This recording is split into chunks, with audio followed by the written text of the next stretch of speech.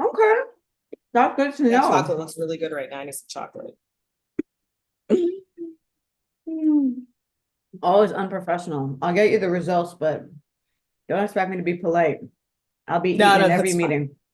No, That's not you. fine. I'm just saying because I'm recording this and I never know what material I'll use. I let people know when you work with me, this is what it's like. Like But you know, I don't care about that.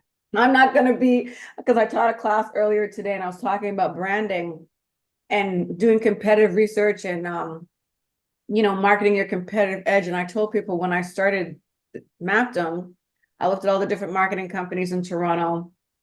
Then I looked at my competition, Black owned companies. And then there's this one lady, Nadine Spencer, she's the president of the BPPA.